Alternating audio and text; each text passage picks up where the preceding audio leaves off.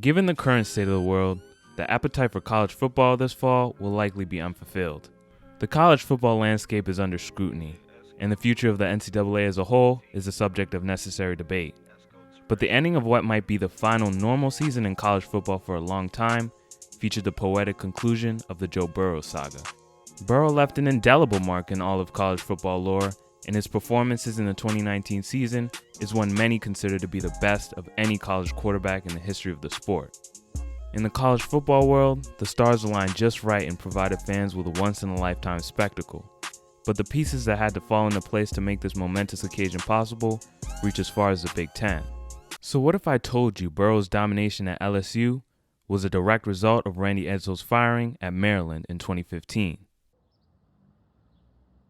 Man, what the fuck is you talking about? What the fuck was that? I'm sorry, man. I wasn't thinking about it. Let me explain.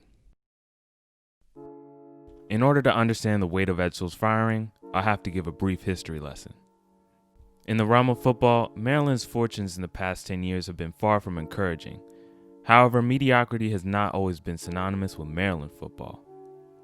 In 2000, a Georgia Tech offensive coordinator by the name of Ralph Friedgen was signed to be the head coach of Maryland. Friedgen was tasked with reviving a program that had been flatlining for years. Upon his arrival, the Terps failed to capture a bowl game victory in 16 years and hadn't recorded a winning season since 1990.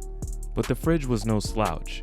He was a former Terp himself, and while serving as an assistant coach at Maryland, he was responsible for the development of Frank Reich and Boomer Esiason as quarterbacks.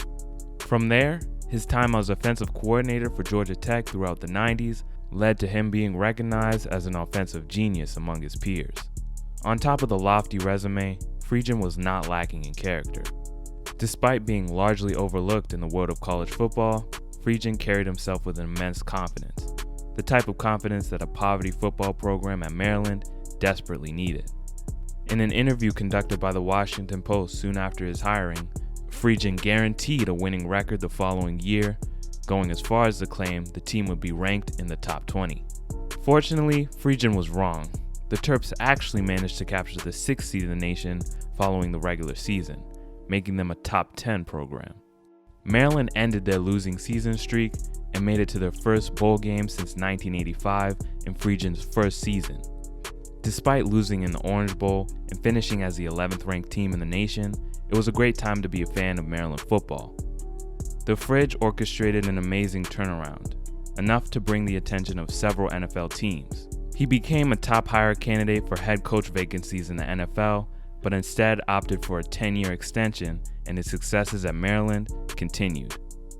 The next 10 years included 2 more 10-win seasons, 5 bowl game wins, and an overall 74-50 record. But before the Fridge could play out his last season of his contract, he was booted by athletic director Kevin Anderson, who had other plans for the program. Friedgen, the ACC Coach of the Year, who led the team to a 9-4 record in 2010, capped off with a bowl game victory, was fired by a disaffected coach who, according to multiple sources, had his mind on what the team had to offer in the long-term future.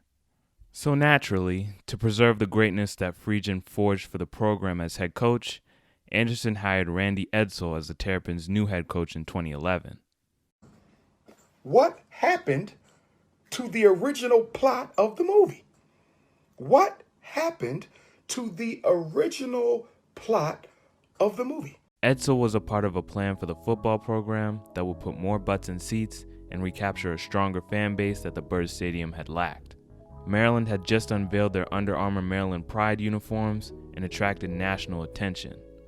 But what did all of this mean if the team wasn't winning?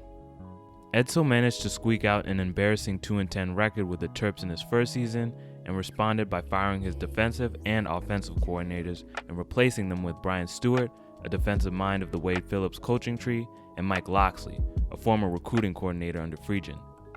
But 2012 was no different, nor would the remaining years be for Edsall. However, 2015 is where the real story begins. Ironically, as Edsall was setting Maryland back another 10 years, Burrow was enjoying some of the best years of his athletic career in high school. Burrow attended Athens High School in Ohio, and to put it simply, Burrow was a man of many hats.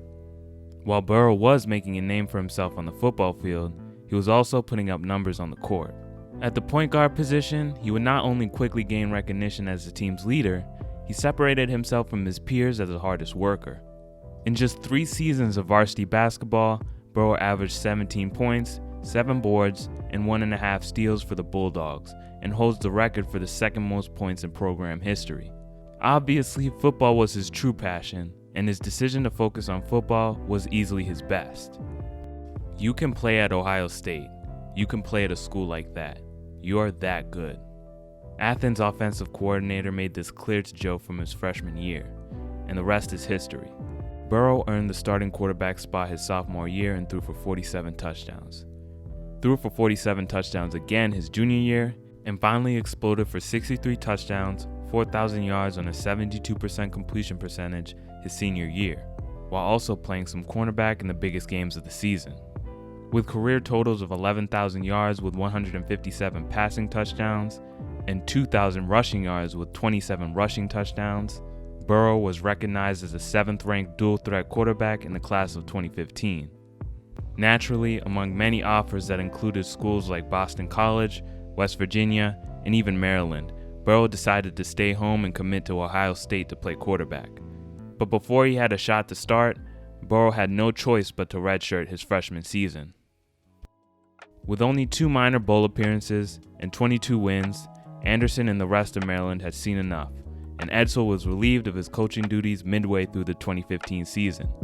But before Edsall was fired, the Terps had secured a Maryland native from the class of 2016 by the name of Dwayne Haskins, who was a 4-star recruit, hopeful to mitigate Maryland's struggles at the quarterback position. Loxley, who by that point was an expert recruiter, played a massive role in the commitment of Haskins and some of the top players in the state as part of what was called the movement by prospects and the coaching staff. The movement was the DMV to UMD pipeline that Maryland needed. It was a culture shift that Anderson hoped for when he hired Edsall in 2011. But by the time it had started, it was already over in 2015. The firing of Edsall was just enough to have Haskins flip on his verbal commitment and instead pursue Ohio State. With Edsall and the rest of his coaching staff gone by the end of the 2015 season, Maryland football was back at square one again. Fast forward 5 years, Ohio State turns Haskins into a top draft pick, and his commitment at Maryland becomes one of the biggest college football what-ifs. But with Kevin Anderson gone and Loxley officially leading the team, a new iteration of the movement is underway, and at Maryland, things are surprisingly looking good. For now. On the flip side, Ohio State had somewhat of a good problem on their hands, a problem of a packed depth chart. In 2016, Haskins would ultimately opt out to redshirt his freshman season, and as a result, Burrow would spend his sophomore season sitting behind JT Barrett, putting up decent numbers playing in garbage time. However, 2017 saw Burrow lose many of his snaps to the likes of Barrett and now Haskins. It was a hand injury that set Burrow back in 2017, and Haskins subsequently became the Buckeyes' second option. Joe totaled just 11 pass attempts in his second active season, and with a new 5-star QB commit on the way, it seemed like his chances to play QB as a Buckeye were unlikely. After Haskins won the starting spot in 2018, Burrow decided to transfer to LSU in May of the same year, and was immediately eligible as a grad transfer. An unlucky turn of events had gotten Burrow to this point, but LSU was the perfect program for Joe to really display his offensive prowess. And that he did. 2 years was just enough for Burrow to make college football history.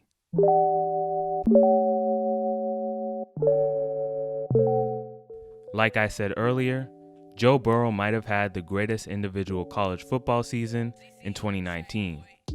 His individual stats included a 60-6 touchdown to interception ratio, over 5,000 yards passing, and a 202 passer rating.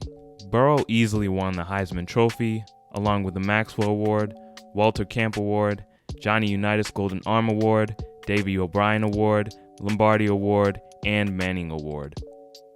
And the cherry on top of this magical perfect season for LSU came with his victory in the national championship game against Clemson, in which he threw for 5 touchdowns and 463 yards. By this point, every football fan and analyst worth their salt knew Burrow was a player to look out for and an exciting prospect going into the NFL draft. After making a claim as being one of the greatest college athletes ever in just 37 games played, there was, and still is, an aura that comes with Joe Burrow. An aura that is hard to hate but easy to love and get behind. An aura that fosters winning teams.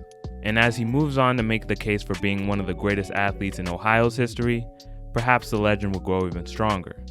So now, as Burrow makes the NFL his new stomping grounds, remember to thank Maryland football for making his greatness possible.